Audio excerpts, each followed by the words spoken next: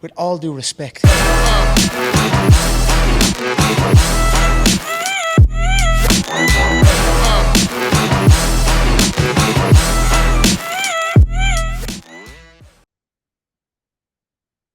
All right, we are back. Watch this. Watch this. With all due respect, with Allison Fahrenbach. You did it. You did it. My husband will be so pleased. I practiced that all morning. I'm like, Fahrenbach.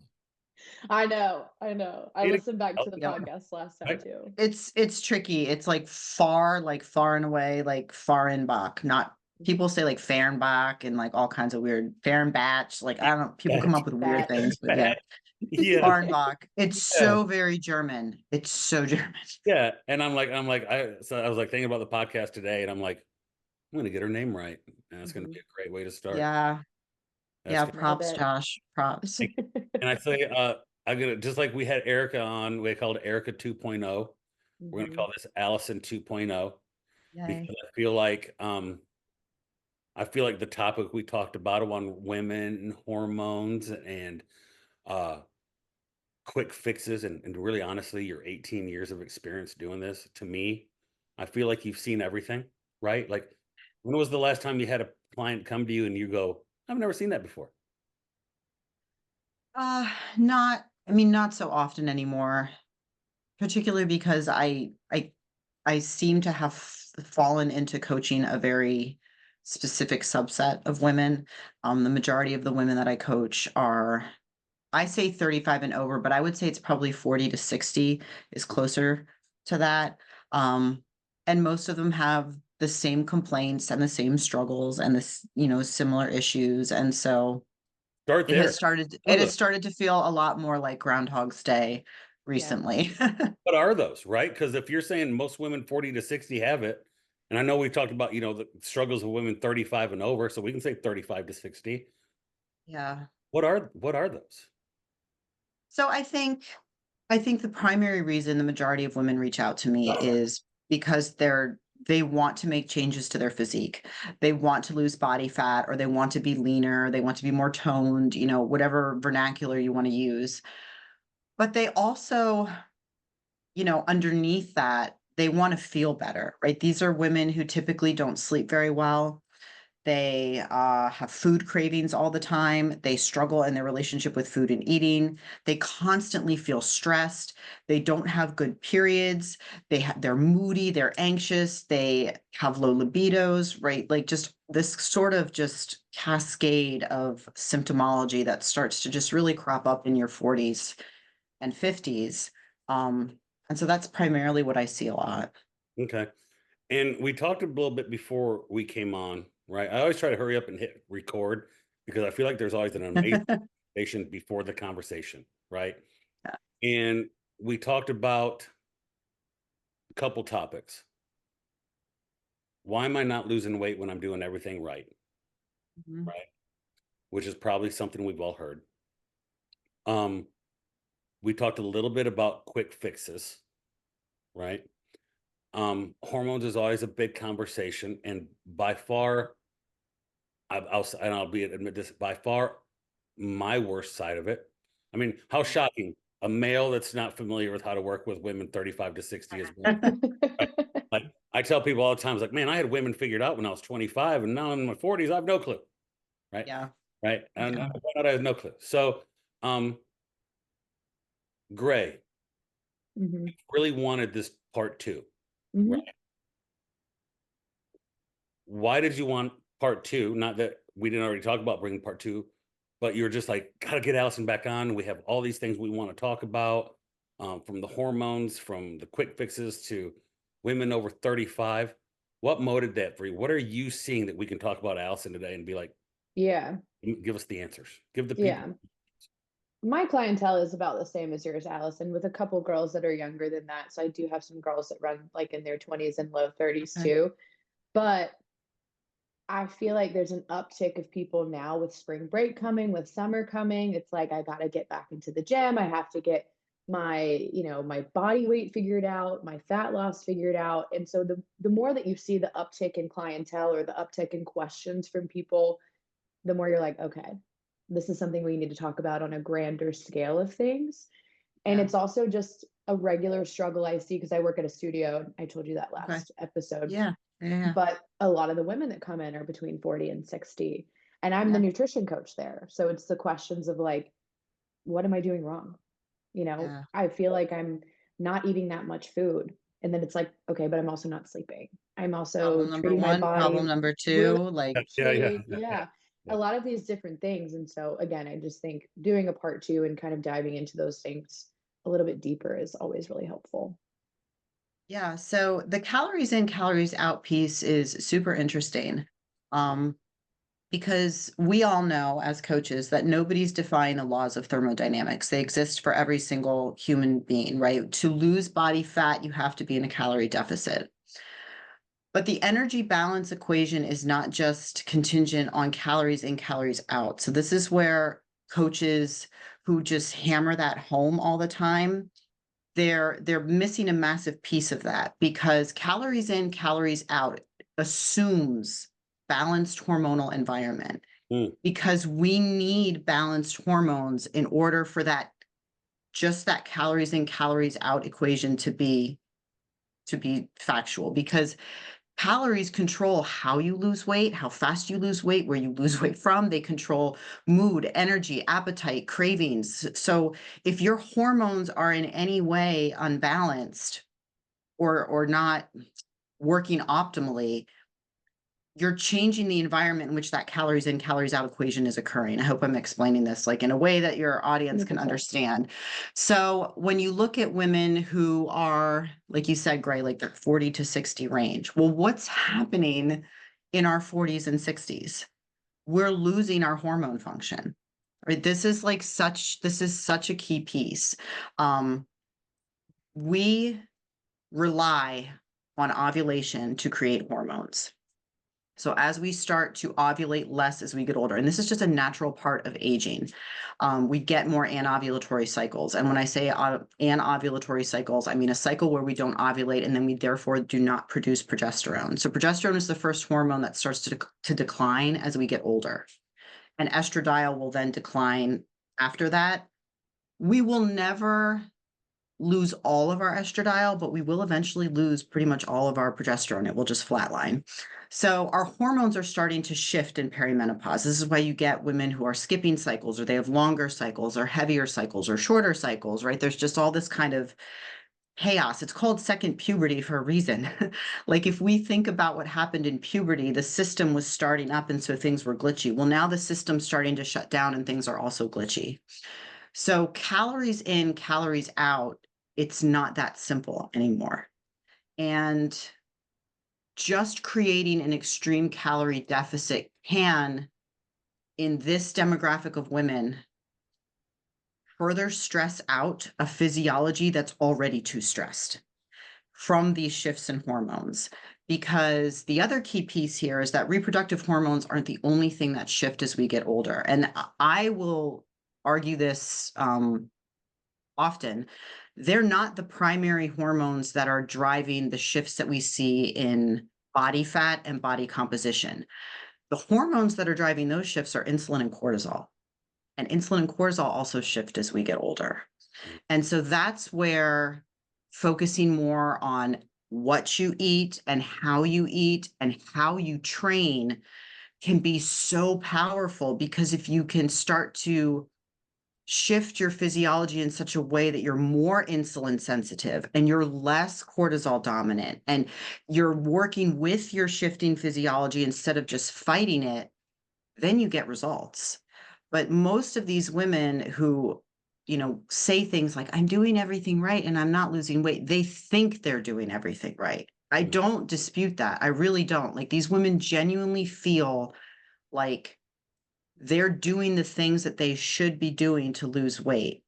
The issue is that the things that worked in your 20s are not the things that work in your 40s, because your physiology is shifting as such that the environment is different, the landscape is different. So you have to change your strategies. Like I always say, new season of life, new strategies. Like you just can't do the same things anymore.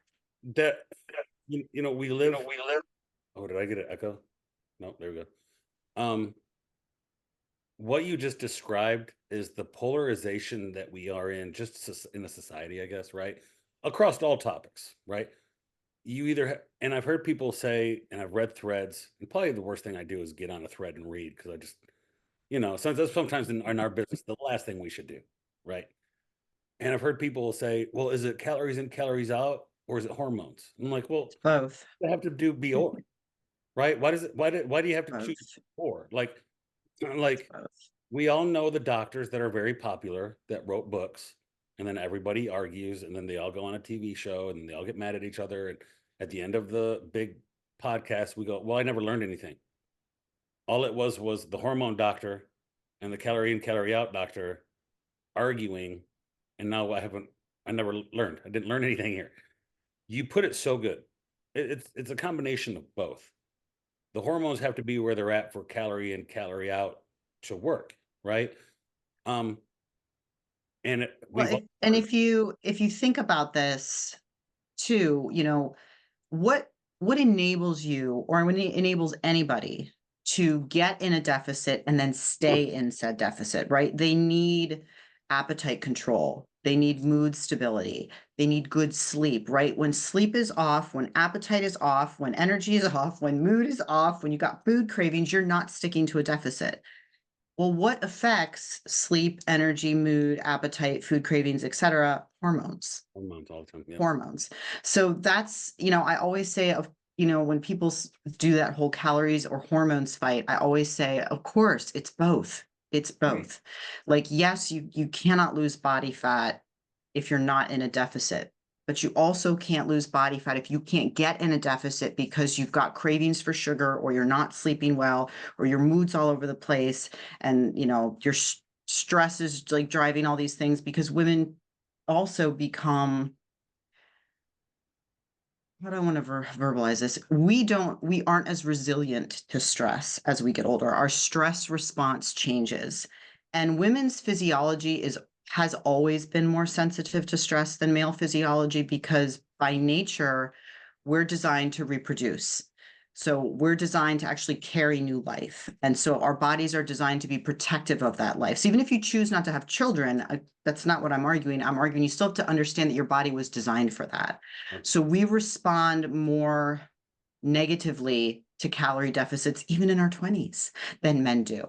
We tend to have more adrenal issues, more cortisol issues than men do. Men are more stress resilient because the way that our physiology is, we were designed to stay home, give birth to children, be protected. Men were out hunting and gathering and fighting. And so that's why things like intermittent fasting work really well in male physiology. But when we extrapolate that into female physiology, we don't get that same response. And it's because women's bodies respond a lot differently to low energy availability. We talked about this So episode. The comment was made by somebody that women, when we change calories in women, they respond way more sensitive to it than men do.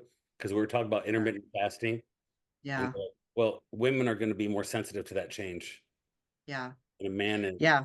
Yeah, yeah. Would Yeah, you say, they are.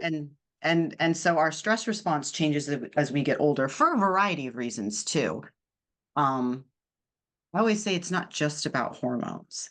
Our stress response changes as women as we get older too, because let's be honest, our lives look a lot different at 40 than they do when we're 20. We probably didn't have kids when we were 20. We probably didn't have aging parents when we were 20. We probably weren't trying to juggle keeping a husband happy and running a home and having a career and doing all of these things. And so the amount of buckets that we pour ourselves into as women tends to grow as we get older. So we have more stress in our lives, period. Our physiology is shifting, which creates more stress. So estradiol and progesterone both work as a protective sort of buffer against cortisol. So it's not necessarily that we become more cortisol dominant as we get older. It's that we lose that protective buffer of estradiol and progesterone. Progesterone is a very soothing hormone in women. It helps with sleep. It helps with anxiety. It sort of is like a weighted blanket. It makes us more even keeled. When progesterone starts to go, that's when women get moody and we get erratic and we feel more on edge. We feel like we don't have the ability to be as resilient to stress. And so these things are happening in a woman's life when she's in her 40s and even into her 50s. Obviously it attenuates after she goes through menopause.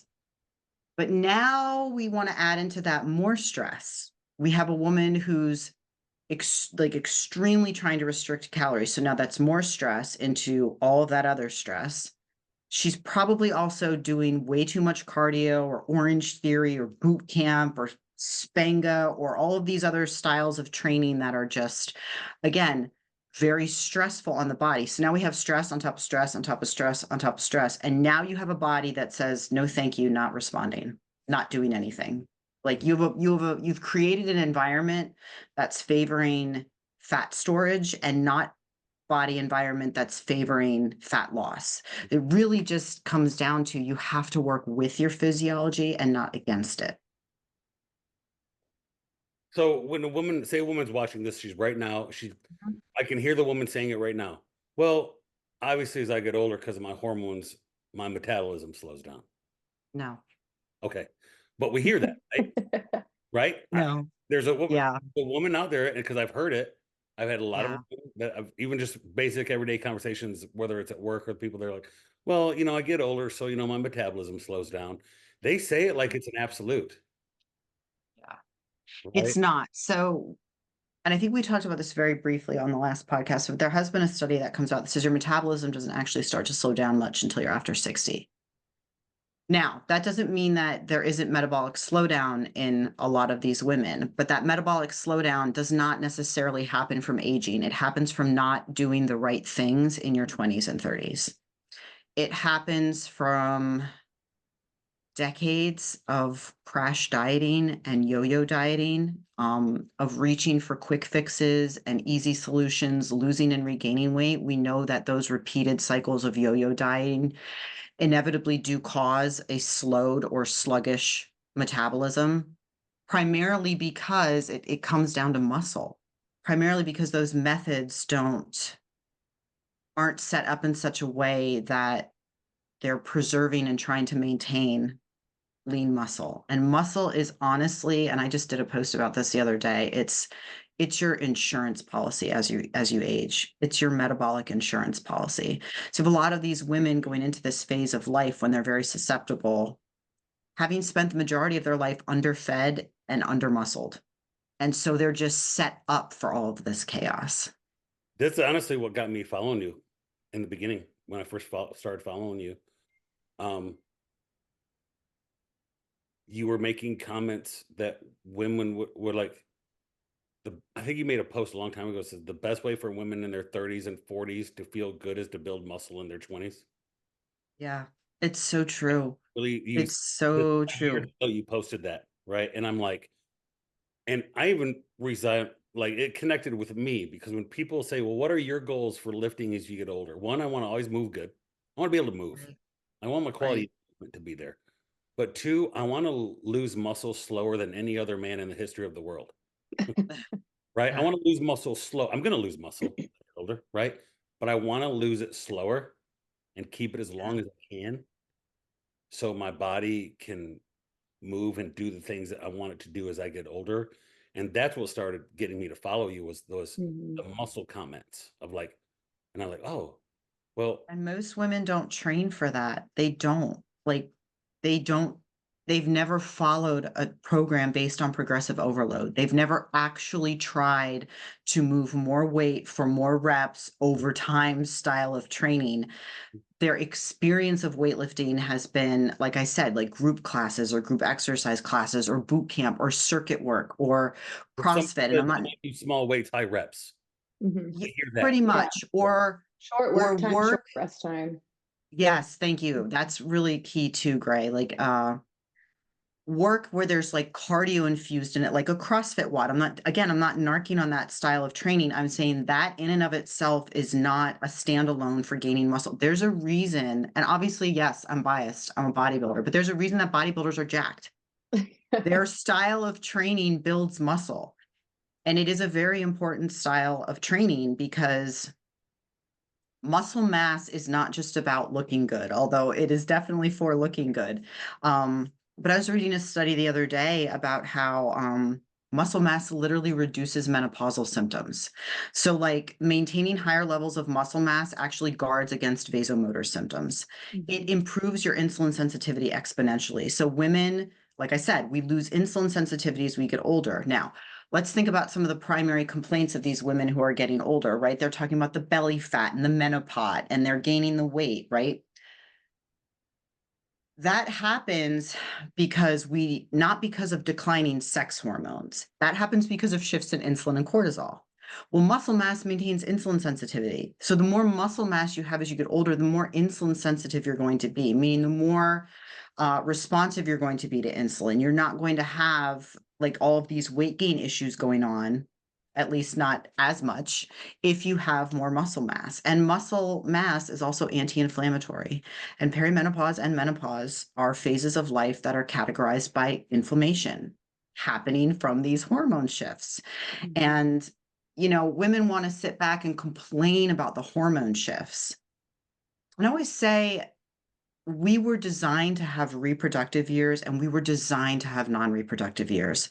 Like this is the way that it goes. And women have been going through these transitions in life from the dawn of time. Your We're not body is special. equipped, right? Your body's equipped for this. It comes down to you have to, these types of women, they have to be willing to sit back and say, okay, what I did in my 20s is probably not going to be effective for me now. So what can I do different? Right? They're all about trying harder. I just need to try harder, need to try harder, need to try harder. And I'm like, girl, no, you Uh-huh. need to try different. You Yeah. need to do different. You just need to do something different.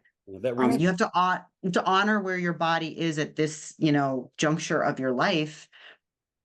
I mean, I've been lifting straight since I was 18 and I'll be 41 and I don't do the same things I did when I was in my 20s.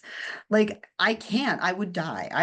I think I would literally die. Like Do you I imagine don't doing think a leg workout tomorrow that you did when you were 22? I could not I imagine imagine that, and I'm only 28. I can't imagine going yeah. back to 20. If somebody said, "Hey, you're going to pull up an old program from when you were 22," and I think at 22, 23, 24, I was like 238, right? So I was big, big, big. If I went back and did half of that program, I I would. wouldn't walk. I, Yeah. I don't know if I could make it. Yeah. I would be Yeah. murdered. I don't think I could go through it. But at 22 to 24, I'm like, volume, volume, volume, volume, volume. You know what I focus on now? Quality movement, quality volume. Yeah. It's so different now. Yeah, and and that really is, I mean, the training piece is a huge piece because training is a stressor. We know that. Yeah. So it's a good stressor, right? Like this is not a bad stressor.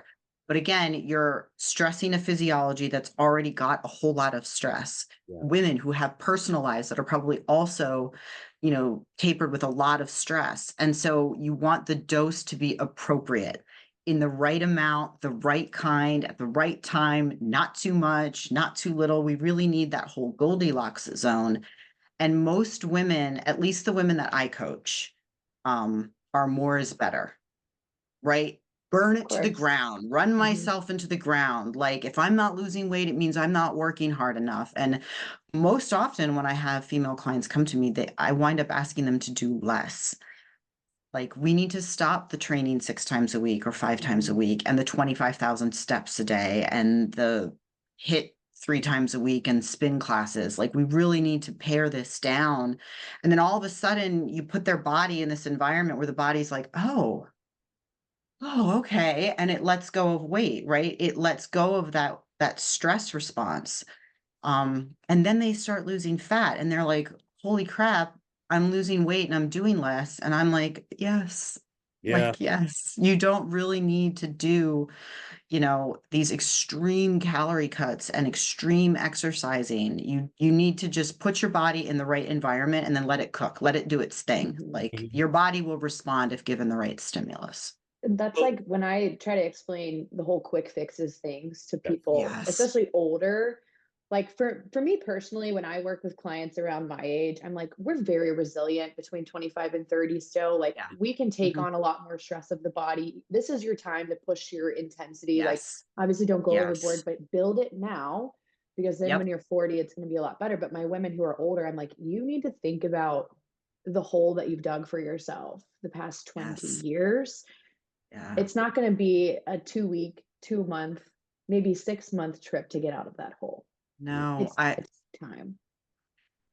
yeah, and that's the impatience is the it gets women every single Every time, time. Mhm. because they come, and I always say it's like going to a counselor with this traumatic issue that you've had for like decades and sitting down and going, fix me in 2 sessions. Mhm. Your counselor's going to look at you and be like, are you crazy? Like, this is going to take some time. Yeah. And so when you have a woman who has spent, right, we're talking about women in their 40s, 50s, 60s, they've spent 40, 50, 60 years in this mind frame.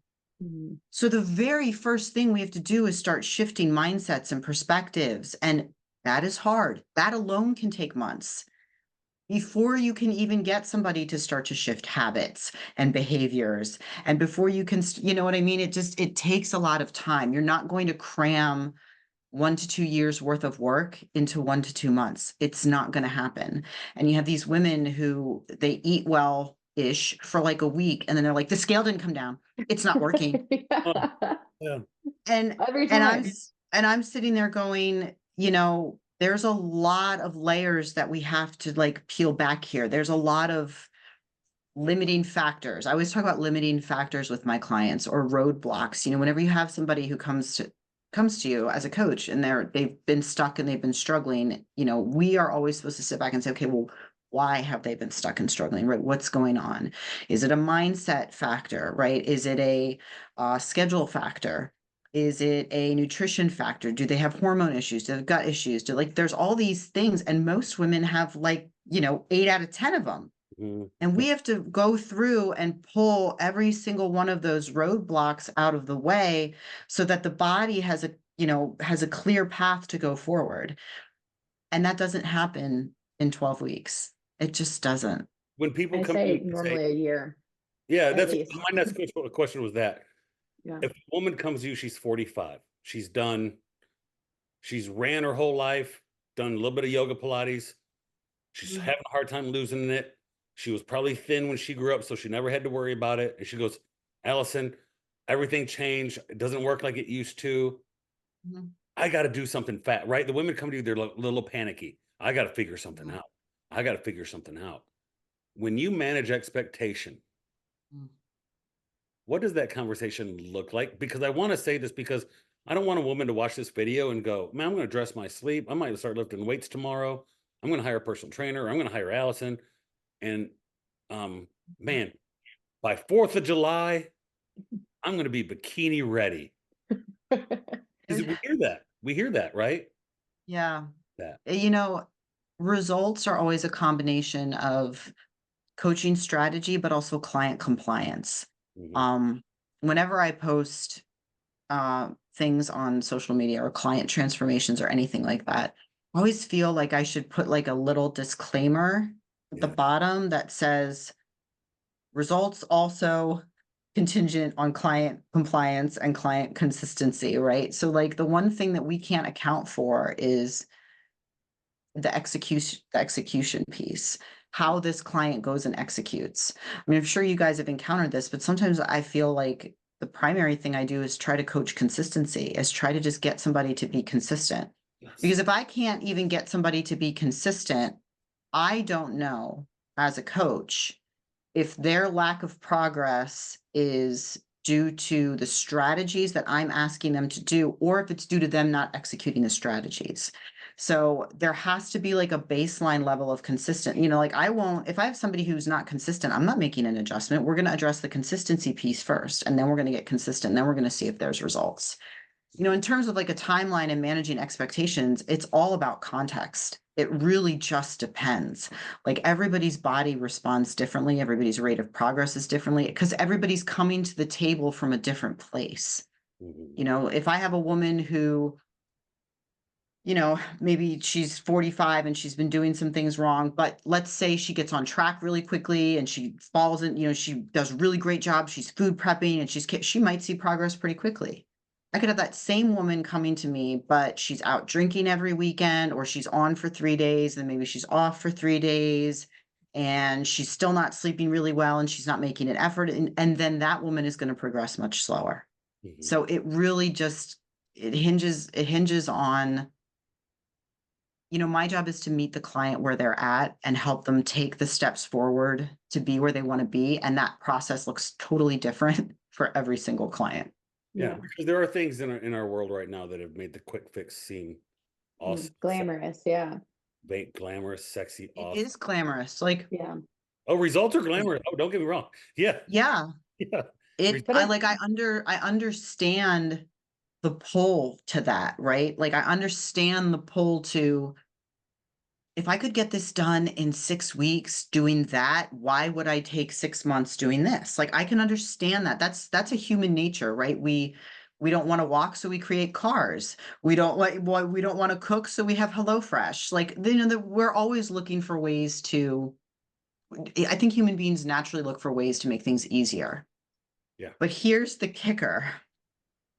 I've said this on social before, but like your results only last as long as process that took to achieve them. Like honestly, short-term efforts lead to short-term results. So my argument is if you end up not being able to sustain the results, was it really successful? Like, was it really worth it? Right? Because is the goal to get lean, or is the goal to be lean? Like to learn how to live there, you know, to learn how to live in this healthy body that you feel confident in, that you feel comfortable in. The quick fix might get you the result faster, but if you lose the result faster, is it really worth it? Like I'm going to say no, it's not. So No. while I understand the lore of the quick fix, I think at this point, most people know if it sounds too good to be true, it is. Yes, you might get there really quickly, but if you can't stay there, it's for naught. Like it's really for naught. When people ask me like, you know, "Oh, how do your clients get results?" Or like, how do you not have, you know, how did you not blow up and get all fat now that you're not competing anymore?" And I'm like, I am just really consistent with the things that work for me. I just tell people I've done I it. don't do anything fancy. I Yeah, really don't do anything fancy. I've just done it a long time. Yeah. It's part of my life. I've done it Yeah. forever. Me and Gray talk about this all the time. Um, I've tracked food for 8.5 years. Yeah. Same, I haven't- like since 2016. I first tracked in 2016 for a prep. Right. Yep. But I haven't died. People think if you dieted that long. No, no, no, no. I haven't dieted No. in 8.5 years. I've Yeah. tracked foods to make sure I'm within a range for Yeah. 8.5 years. That actually has what that's done for me. Um, is I used to be the over workouter and the person that was like, well, I ate bad yesterday. I'm not going to work out today. I got Mhm. something going on. So Yes. I'm going to crash diet for 3 days. I'm going to do all Yep. this cardio. I'm going to carb deplete for 3 days. Right. And Yeah. just completely kill my body. Right. Um, Yeah. because me and Gray always talk about the best part of my business partner being Gray is that I'm either black or white. And I think it's like a godsend that God brought me some gray. Right. Yep. Area. Right. I'm the in between. She's the in between. Yes. But what tracking food helped me do is realize like, it's not that bad. As long as I adjust later on in here and do things, I can have a normal lifestyle and just live within that. I guess I've earned moderation. Maybe I've earned that. That Um, too.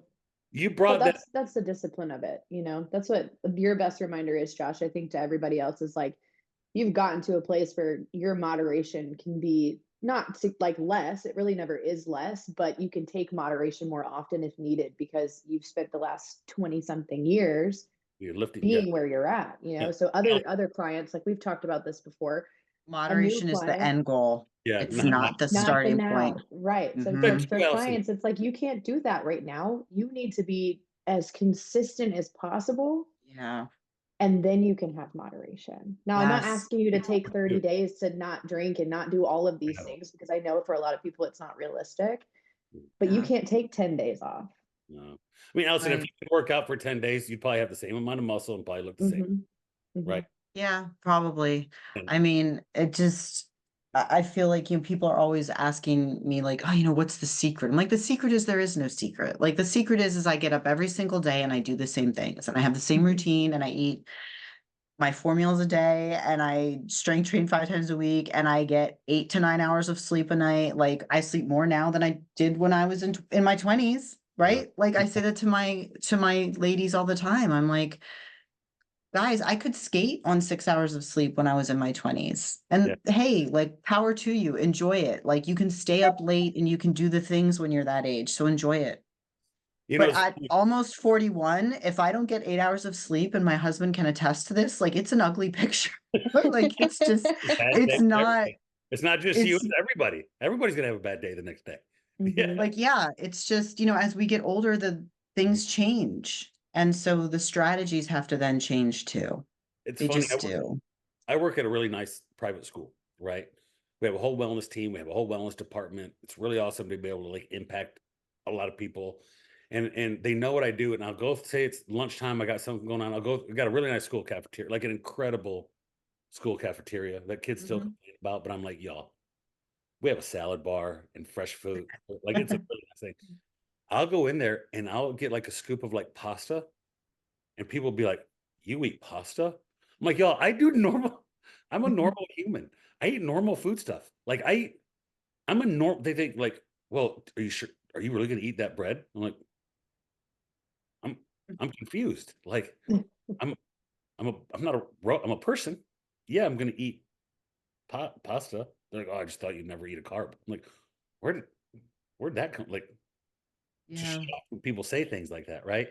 Um, One of the cliche things that I think people hear a lot, and you'll see little clips that people put on social. Oh, the post that are like, be consistent with these four things and you'll get the results, blah, blah. And I'm guilty of doing that too. We all are because we're Mhm. trying to tell people that it's really simple, right? The last one is always like stress management. Mhm. They say, oh, stress management. I was thinking about this last week when I knew we had our call.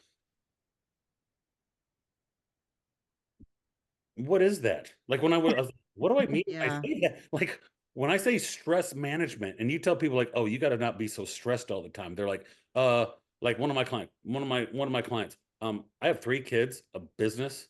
She competes in Yeah. jujitsu. She has to get kids to school. She has to cook family. Mhm. She goes, "What do you mean stress management? Like, what do you mean not be so stressed?" When somebody says that to you, and that was in our notes, and I'm glad Gray put it in there, Yeah. what's that even mean? Yeah. So I think I made this mistake probably a couple years ago. I would talk about stress management, and now I'm super careful when I talk about it. And I talk more about building stress resilience or regulating the nervous system because the two are very different. So I think when we talk about even though health professionals are really well intended when they're talking about stress management, it's essentially adding stress to somebody who's already stressed. It's like, okay, now I have one more thing I have to manage. Now I have to like fix my stress on top of everything else.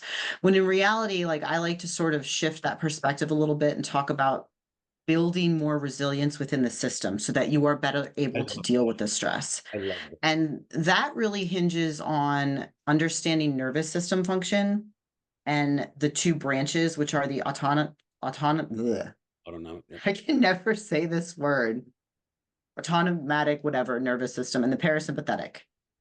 So we have fight or flight and we have rest and digest. Yes. And most people are in fight and flight all the time, Mhm. just sun up to sundown. They wake up in the morning, they pee, and they're on their phones, and their stress is going. And they're on their phones and their screens and their tablets until they go to bed, and their stress is going. And there's no moment throughout the day where they experience any sort of parasympathetic nervous system function. So, a lot of what I do with my clients is try to help them incorporate nervous system regulation into their day in some small way, shape, or form, because again, you would be shocked at what the body can do if you just sort of give it a bone.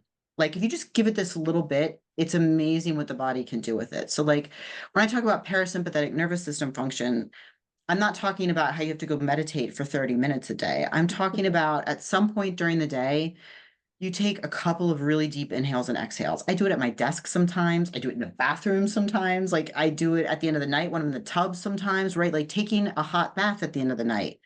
nervous system regulation.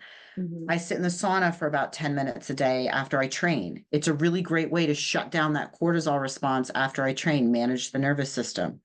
Get outside. Maybe you don't get on your phone immediately when you get up in the morning. Maybe you create a healthier boundary around your bedtime so that you're not running yourself up on right until the time you go to bed on screens, right? These Mhm. simple little hacks do amazing things for regulating your nervous system. And somebody listening to this is probably like, okay, so what do you do? Like, what does regulating my nervous system do? Well, regulating your nervous system creates stress resiliency. Mm. So you will feel like your stress is better managed, even though the stress is still present, because you are stronger within that chaos. I Not love because the that. chaos went away, but because you've learned how to stand stronger within it. And those tiny little things that you can do to regulate that nervous system over time, you're building up the body's ability to shift in and out of these two forms of nervous system function. So we get the rest. And then we can step into the fight or flight and we don't feel so freaking drained from it because we're not doing it all day long. Yeah, that's It's one of so, I like the reframe of mhm. stress resilience for stress Yes. management a lot because I do say stress management a lot to my clients. But to add one Yeah. more to that list of how to build a better resilience to stress, I think this is a really easy first step for a lot of people. Mm. If you can ride in the car either on the way to work or on the way home from work without listening to something, that's one that I Yes. started doing a few years ago. It is so helpful to just like set your mindset either going to work or coming home for work. That's Silence is tricky, so tricky for people because we're so used to all the time. being bombarded all the time. Mhm. Like Mhm. we're either hearing or we're seeing all the time. So Mhm. that's a great one, Gray, and that's one that I even struggle with too sometimes, but I will actually force myself to do it, Yeah. like, to not put a podcast on, to Mhm. not put something on, to actually just sit and be in silence. So, one of the easiest things I tell my women to do is deep breathing. So, like, you every woman gets up in the morning and she sits down to pee, right? That's what we do. So, when you sit down and you pee, don't pick up your phone. Take a couple of just deep inhales and exhales while you're sitting there. Like, I'm serious, just like a couple deep inhales and exhales, you will literally feel your physiology shift and then go do the rest of your stuff. I love that. And a lot of women will be like, wow, that feels really good. And so once you start to explore what forms of nervous system regulation work for you, and we all have our own things, right? I usually try to give women like sort of like a buffet of options. And I'm like, why don't we pick one and try one? But again, I just come back to that ability to pull yourself into parasympathetic function is what builds stress resilience. And so then it's not, okay, I got to make time to manage my stress. And you're trying, Yeah, and yeah. No, you're let's like, I got do to it. sit down and meditate. And you're sitting there and meditating, and all you're doing is thinking about the dinner you have to cook like after you're done meditating. And it's not stress relieving. It's not. Mhm. Like, Stressed about the 30 minutes they want to find time to not to be stressed. Right. yeah, it's really more about It's what you can fit in already. Like that's bolstering like bolstering the system so you are better able to handle the stress versus removing the yeah. stress, because a lot of these women, and I even think about the stress in my own life, like a lot of it, it's there, it's just there. Like it's not going to go away. You're not going to be Mhm. able to just remove all of this stress. So when you start talking to women Yeah. about how they need to be less stressed, inference is you have to remove it. And a lot of people, that's not an option. I think the way you frame that, I think there are going to be a lot of humans. Not every, I think a lot of humans are going to listen to that and be like, okay, that makes sense. I Mhm. need to Yeah. put my phone down for an hour in the morning, not look at it, maybe put it down for an hour at night. I need to Mhm. spend more time in quiet. I need to take away my stressor. I need to go for the walk in the sun when it gets sun. I don't know, whenever it Yeah. gets, might never get sunny again for the rest of our life. It's sunny But now. You're but totally but fine. go for a walk in the sun and don't bring your phone. Don't listen to Mhm. something. Yeah. The sauna is a great one. Heat is a great one. A cup Mhm. by like Do because not disturb is an amazing feature on your phone. I'm Like it is telling my you, Yes. favorite feature on my the way phone. you I frame put it I put it on every night at like Mhm. 4:30 when I'm done like working for the Wow. day. Yeah. Mhm. Well, because I get up at 4 a.m., so I go to bed early. Yeah. But my husband comes home, we eat dinner at 5, and then I spend the rest of the night with him. And like, I didn't used to do this. And ever since I started doing it, and then started doing it a couple of years ago, like, I don't feel nearly like it does. It bleeds over into, you just all of a sudden realize I'm not as anxious. Yep. I'm not as stressed. Like, Mhm. most of us just don't draw boundaries between our work day and the rest of our lives, and How we about in run relationships? ourselves ragged. Well, boundaries in relationships. Yeah. I had a client recently hit me up and she goes, I think I realized what gets me. She's a client that we did I have people sometimes do alcohol audits. Okay. She goes, I maybe have 4 or 5 drinks a day. And me and Grave talked about this a week. She goes, 4 or 5 drinks A week. A a week. day. A And then week. she did an audit of her drinking and she goes, Josh, I have 12 alcoholic beverages a week. I have two a night sometimes. She goes, two. And she goes, I found out what it was. I go, well, what is it? She goes, my sister. My sister stresses me out. I need to draw Yeah. boundaries with family Mhm. because Yeah. that is a large thing in my stress, right? And Yeah. and I'm like, well, what happens with that? She goes, I drink. She goes, every family event I go to is a complete drink, dessert, sweets thing. She goes, how do I avoid that? I was like, well, I don't know if you avoid that if you avoid your family. I said, but I don't know how you draw those boundaries with family. I said, but you need to have a conversation with somebody and be like, hey, I'm going to come over, but I think I'm not drink. Sometimes when you voice it and you say it Yeah. out loud, say, hey, I'm going to come over, but I'm really trying not to drink for the next 10 days. And I'm trying to look at some things in my health. You'd be surprised how many people go, I do that with you. Yeah. I'll try that too. Yeah. Mhm. Do that. They're waiting for somebody to do it, right? I think that's hard for people, relationships and Yeah. boundaries. It is. It is tricky. Yeah.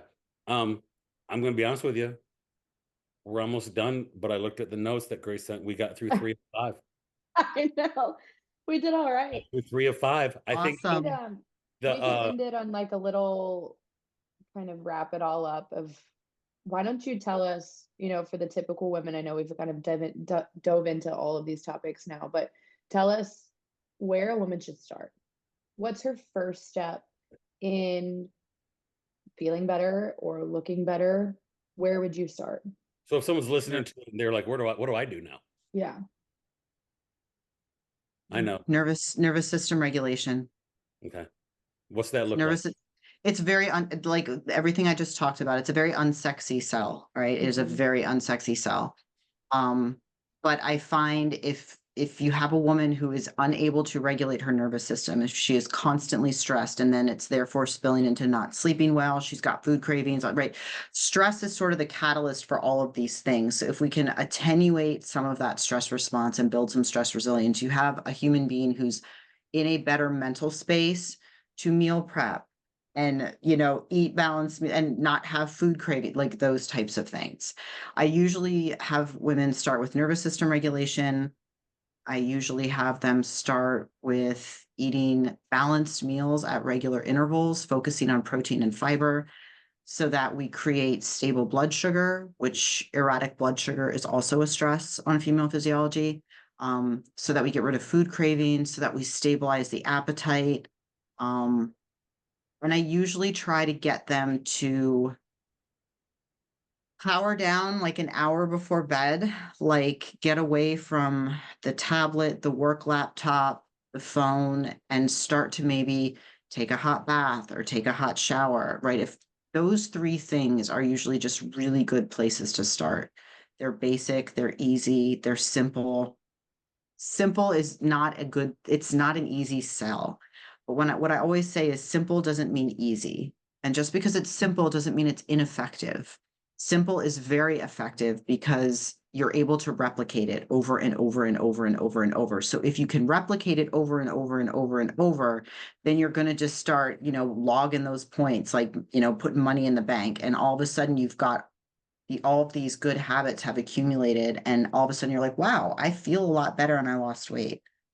And it was from these very simple strategies just repeated over time. So like nervous system regulation, pick something that you think is going to work for you. You can just Google it too, right? Any woman listening to this, Google nervous system regulation practices, and you will get lists. Pick something that looks appealing to you or that seems like it might work for you and just practice it for 2 weeks. Do I feel less stressed? Do I feel better? Do I not feel better? Try something else. Focus on protein and fiber at every single meal. I always say protein and fiber at every meal makes losing fat no big deal. So do that at every single meal and make sure that you eat like regular meals at regular intervals. Like you should not be going 5-6 hours without eating. You also should not be eating every hour. So like, a reasonable amount of time, like 2 to 4 hours, something like that. You're eating protein and fiber every 2 to 4 hours. And draw a boundary around your bedtime. An hour before you go to bed, just say, my phone is muted, it's silenced, it's on do not disturb, it's upside down, it's in the other room.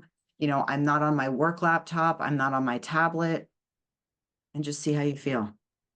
Just start with those simple things. What we might do, and I might do this, is like on our group page or like even in our socials when we post this video, I might post that last 3 minutes and be like, hey, how many women, men, whoever you want to be, want to actually, this is where you want to start.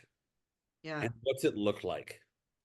Yeah. And I think if you really had people engage in that, you're going to have a lot more people go, man, I almost feel like I don't have as many wrinkles. Like I almost feel less stressed. Like I sleep better. And then I feel better. And I think when you start feeling better and sleeping better, guess what the first thing you want to do is, hey, what else can I do?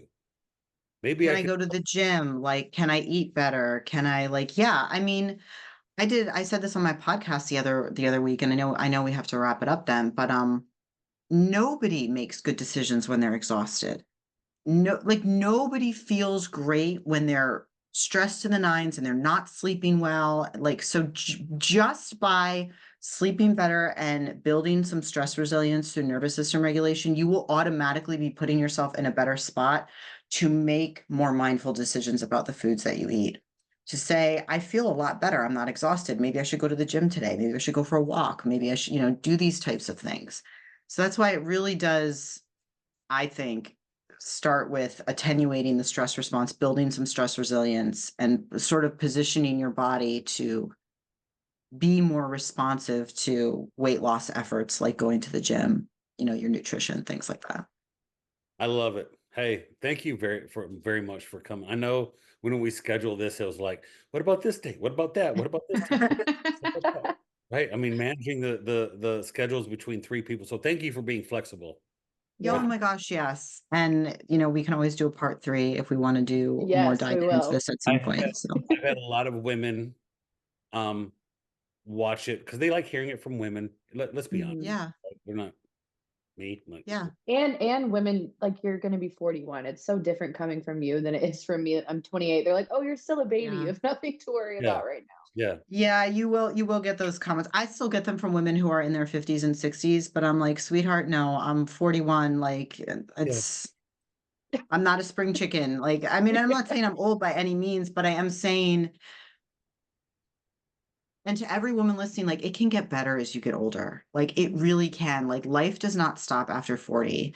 Like I'm not lying when I say I am in better health and better shape now at 41 than I was when I was 20. Like, so if you are willing to do the right things, and if you are really willing to build good habits, and if you are really willing to start looking at, weight management and healthy weight from a holistic perspective, right? Not just from calories and exercise. If you're really willing to take the whole scope of everything in, you can freaking live your best life after 40. Like it does not stop. It really can get better.